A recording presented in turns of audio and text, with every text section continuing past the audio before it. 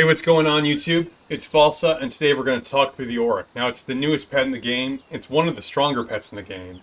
A couple months ago, I did a brief preview video on the Auric when it first came out. A lot of speculation in that video.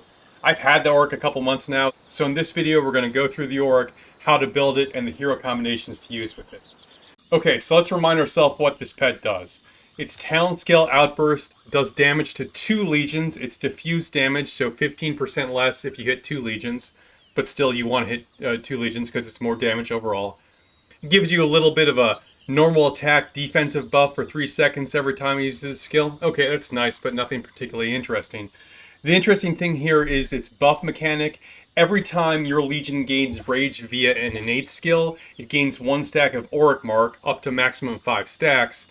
And then when it uses its talent skill, it expends any marks it's accumulated, doing bonus damage depending on the number of the marks you have. Now, one thing to note here, the talent skill's got a bit of a typo in it, a bit of a misprint. The last line here, it says 1 stack of Auric mark can be consumed every 1 second. That's wrong. It should say 1 stack of Auric mark can be gained every second, right? So you can never get more than 1 stack of Auric mark per turn. Okay, now it says you can only get the Auric mark stacks from a hero's innate skills. Just a reminder, what are the innate skills? Those are the 5 fixed skills that every hero has that basically are unchanged. An important point to note here, first, you can't get this through any other method. If you've got the talent head held high, that won't work. The pet skill, outbursts of rage, the Cav's unyielding rush buff, none of those will give you stacks of Auric mark. It's only the hero's fixed innate skills. The second thing to take note of is a lot of heroes have buffs that give them rage accumulation speed. For example, the G1 Cav have passion, which increases their rage accumulation speed by a varying amount. That's not good enough. You need straight rage gain to buff the Auric, right?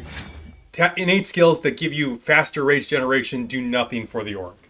Now, sometimes I hear people call this the G4 Cav pet, but I think that's wrong. This is Nea's pet. Li Shanyan here, he does nothing for this pet. Li Shanyan actually gives you the passion buff. That's the buff that gives you faster rage generation, but we just talked about that will not give you Auric marks. Passion is the buff that the Golden Rock really wants. So if you're building a pet specifically for Li Shanyan, you want to build a Golden Rock. Honestly, this pet reminds me a lot of the Berserk Phaedrake. And why is that? The Berserk Phaedrake is specifically designed for Frondel. It has a buff mechanic that literally favors his mechanics and no one else's. If you're using it with Frondel, it's great. It's very strong. If you're using it with anyone else, you really have to struggle and work hard to make it work. And it never works as well as it does with Frondel. It's kind of the same thing with the Auric. It works extremely well with Nea, and it doesn't really work with anything else. And why does it work so well with Nea? Well, her rage skill, Spearhead, is a rage generation mechanic, and it gives her 40 extra rage per second for 5 seconds, which just happens to be the maximum amount of buffs the Auric can get, right? So all by herself, Nea's rage skill is going to fuel this pet. Other than Nea, are there any other heroes that work well? Well, we already talked a little bit about Emrys. He gives you the passion buff, but if you have him awakened, his awakened skill will sometimes, when he's hit with a normal attack, give him straight rage. So, okay, it could work with Emrys, but honestly, if you're using Emrys, you're better off with just a Golden Rock. Other heroes, Atheist, of course, is a rage generation machine.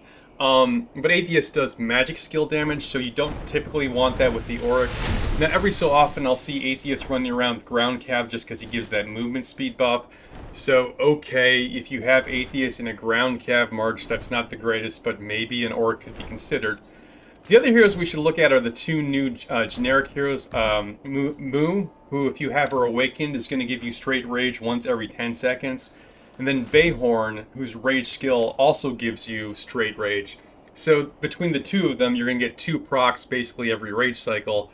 That's not that impressive. It could sort of a little bit work, but I don't recommend the Auric for these guys, even if you're running them with a Cav Legion.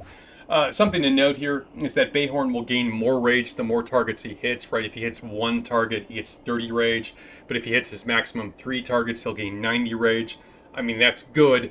But the Auric don't care about that. The Auric's going to give you 1 proc, whether you hit 1 target, 2 targets, or 3 targets. Now, the tendency in this game is to pair the new heroes together, right? And Nea and Li Shanyan certainly can go together. In fact, that's the pair I've been running this season, and they've been working great. But the reason they work well together is they're just, both really strong heroes. Their talents really don't synergize to any amazing extent. And I think you have a lot of viable options who you want to put the new Cav heroes with. I think it's perfectly reasonable to break these up, and as the game goes on, we might discover some new meta trend where these guys are not paired together. So why is that so important? Well, the way the rage generation on Nea works, it makes a lot of difference whether she's the primary or the deputy. Okay, let's say the Nea is the primary. That works out great. She does her rage skill, the Auric gets a stack of Auric marks, and then you have a pause, the deputy does their rage skill, etc. And by the time the Auric gets around to using its talent skill, it's got maximum stack. With Nea as the primary, the Auric works great. What if Nea is the deputy? Well, then it's a little tricky because Nea's spearhead doesn't trigger until later in the rage cycle, and the Auric triggers shortly thereafter that. So the first time around, the Auric's only got a couple of stacks of Auric marks, and so it's going to do less damage if Nea is the primary. Now, the way this works is Nea's skill's still going to be ticking for a few seconds later if she's the deputy, and so the Auric's going to get a couple marks. It's going to get those remainder stacks, if you will. It's going to remember them, and the second time around, it's going to already have a head start, and so it's going to be able to get up to maximum stacks. So if Nea is the primary, every time the Auric's getting max stacks, if Nea is the deputy, the second and any subsequent rounds of combat, the Auric will get max stacks. But the first round of combat, it's going to get only a couple stacks. Does that matter a lot? Well, as the combat goes longer and longer, it matters less and less. But think about how you play Cav. Are you playing them to get into long, sustained, drawn-out fights? Sometimes it happens. That's usually not what you want to do, however. Normally you're rushing in, front-loading all your damage, and then getting out, right? You don't want this combat lasting any more than a couple of rage cycles, ideally with Cav marches. So the stronger you build out your Auric, the more you're going to want to have Nea as your primer. Well, you might say, it's only a pet, right? Well, it kind of depends how much you put into this pet. If you crack this thing out, it's going to do more damage than your heroes, and more damage than almost any other pet. Right now, it's not a straight apples-to-apples comparison, but let's look at this versus the other Cav pets, right? Remember, the Auric is going to hit 2 targets doing diffuse damage. Our G1 pet is the Golden Rock. The Golden Rock only hits 1 target. Even at a single target, the Auric maxed out is going to do more damage than the Golden Rock maxed out. The G2 Cav pet is the Berserk. Now, if you both have the Berserk and the Auric maxed out with similar stats, the Berserk actually will do slightly more single target damage, but the Auric is going to do more damage overall because it's AoE. And the G3 Cav pet's the Blade Manticore. This is where the comparison gets really difficult. The Blade Manticore can hit up to 3 targets versus the Auric's 2. Against a single target, the Auric is going to do far more damage than the Blade Manticore, but that's not really fair because the Blade Manticore is more about doing AoE damage, whereas the Auric is more focused. Alright, this is how I've built out my Auric. Now, I've only got 7 skill slots instead of 8. Okay, that's a pity, but everything else in this pet is almost ideal. It's got S+ tier strength, agility, and luck. Those are the 3 attributes you care about. The Auric, because both of its unique skills really benefit the talent skill, really are on plan with doing as much damage as possible, you run into this interesting issue where you're just running out of skill slots, right? Because Outburst is so strong that you want to put as many skills on there as you can to benefit Outburst, right? So that's both the unique skills, and that's the pet damage packet, which is, Tooth and Claw, Blood Roar, Fatal Bite, and you don't see it on here, Angry Roar. All right, that's 3 skills unique to the Auric, 4 pet damage boosters. That's 7 right there. What's the issue? Well, on every other Cav pet, you want Fierce Attack and Intense Fierce Attack.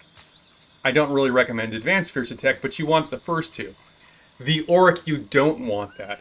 Because Outburst is so strong, you want to take every skill you have and use those skills to boost Outburst until you just run out of the ability to do that. There are 6 skills, in addition to the talent skill, that will boost Outburst's performance.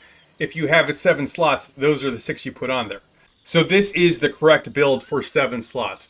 What if I had an 8 slot? The only thing I'm doing with an 8 slot is adding Fierce Attack. I'm not adding Intense Fierce Attack, even though I normally say that's a must include, just because Outburst is so strong. And hey, that's the Auric. I think it's one of the strongest pets in the game. I'm working on 3-starring my talent skill. I still got a ways to go. But otherwise, I'm extremely happy with its performance. And I'll probably keep working on it until something new comes out. Hey, that's it. Now I feature a number of Warpet themed series on this channel, and I'm always looking for more Warpets to feature. Now this could be a pet you're struggling with, and you like in-depth advice on how to build it out, or it could be a super strong pet, and you'd like to see it featured in the Doompet series. I try to help anyone who needs it with any Warpet related issues. So if you do send something in, please let me know whether you're interested in being featured in one of my videos, or if you're just looking for some quick advice. I'm happy to help either way. I also try to address more general, pet-related questions the community might have. If you have any of those, please let me know in the comments below. I want to thank everyone for stopping by and supporting the channel. If you enjoyed this content or found it helpful, please hit that like and subscribe button. It helps me out a lot. And until next time, stay classy, Belleron.